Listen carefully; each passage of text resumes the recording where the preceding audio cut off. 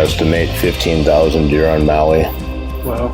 Yeah, and there's probably some people say 60,000, but I don't think those kind of numbers exist. The deer got released on Maui in 1959, and they spread throughout pretty much the Haleakala side of the island.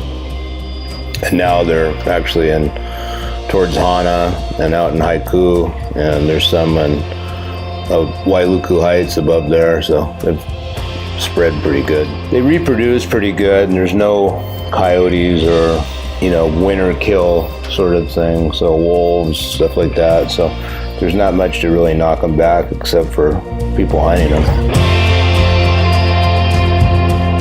In a green year, you typically hardly see them. This year, especially, we had kind of record rainfall, so things are back to where they were in the 80s and hard to even see a deer anymore. But the last few years, the deer have been a real problem and a nuisance to the farmers and the people up country. But this year, hard to even find one.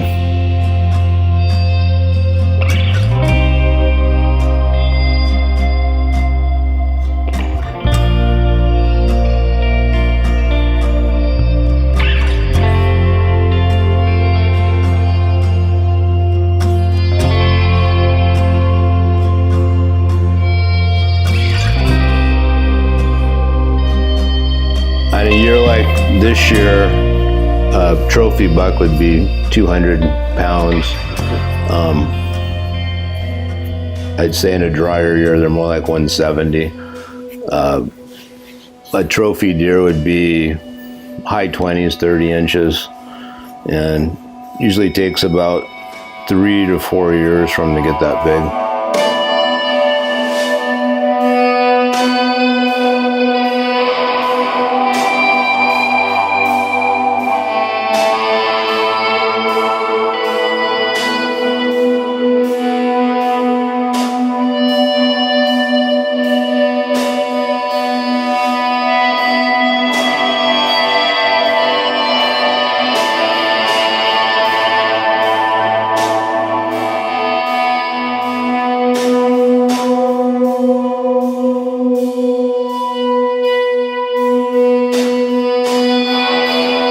Seeing the pictures from the past couple years, looked way drier. So, this looked way more exotic to me when I first showed up, but they said the bow hunting was going to be more difficult than in years past. It's my first time killing something with a bow, and so I was determined to stick with the bow for the whole hunt.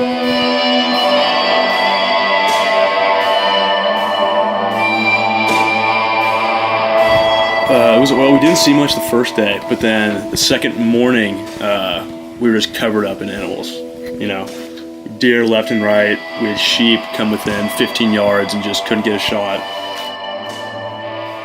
I could sense it coming. We're getting closer and closer, and then later in the day, luckily we were able to close the deal.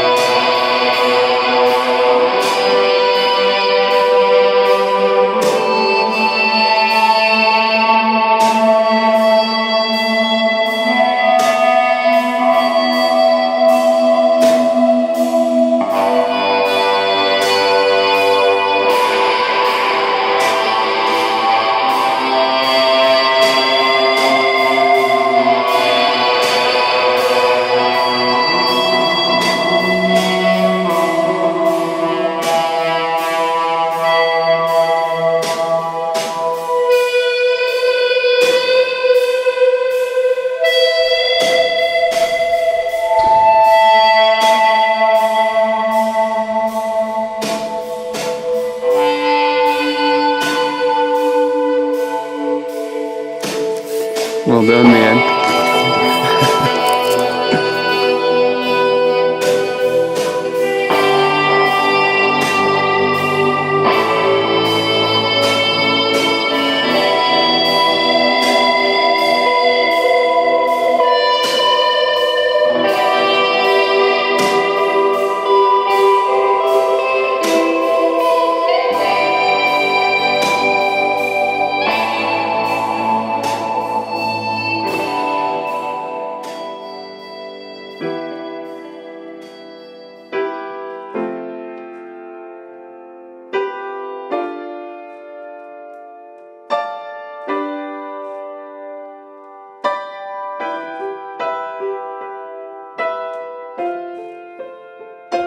Well, Scotty was he had a couple opportunities in the morning. There's a couple nicer rams that came to him, and he was that full draw, and the things just didn't give him the right ethical shot. So he made the right decision and didn't shoot the ram. Then later on, we set him up in a ground blind.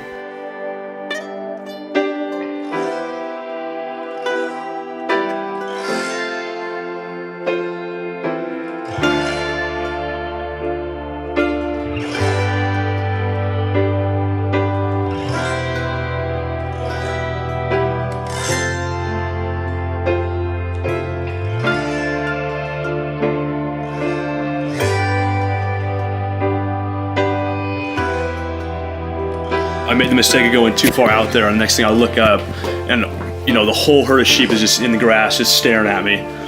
And so, I'm thinking, crap, I just blew it. So I freeze. They start bolting towards the right, and I knew Keone was above me. So I turn as soon as they get behind a little hill and can't see him, and just dead sprint back to the blind and wait for him.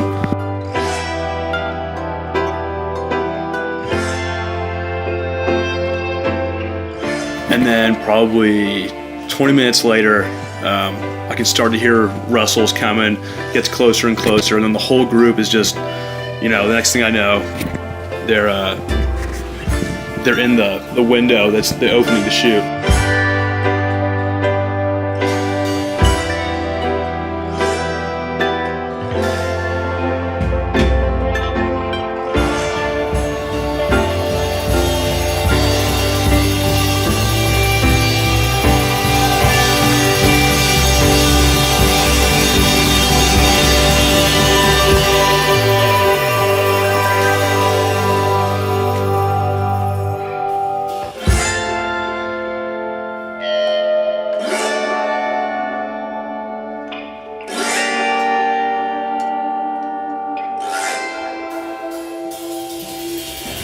Immediately jumped out of the front of the blind and looked, and I could see one of the rams kind of peel off about 70 yards away and kind of making some noise, and the next thing you know, he was just disappeared. When Keone showed up, we started a blood trail a little bit, and then I just had this feeling, that was the last ram that I saw, so I just thought, what the hell, I'll go check it out, and then go over there, walk 10 more yards, and there he is, just stacked up in the grass.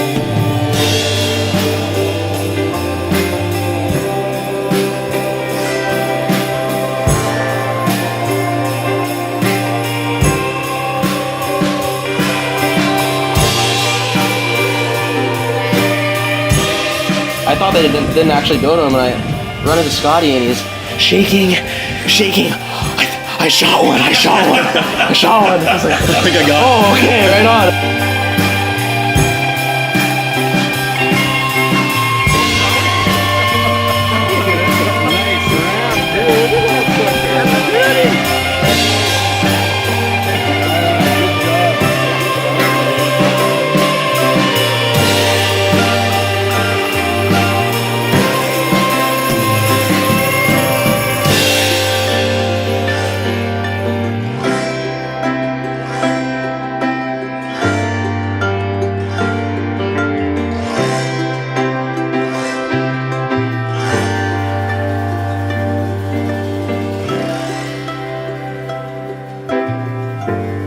There's something different about receiving hunting from your father. I mean, we do a ton of stuff together, surf, mountain bike, we'll do triathlons and stuff, but there's something truly blessing about hunting, primal about it almost. He wants to go on all these hunts and stuff, but he is 100 times more stoked to have me have that experience than him. And you can see that in his face, especially when I walked up on the ram and he came up. You can see, he's 1,000 times more stoked on me having that moment than if he did. It's the most valuable thing that he could teach me, and to be able to have that on me now to pass to my son one day is just insane blessing.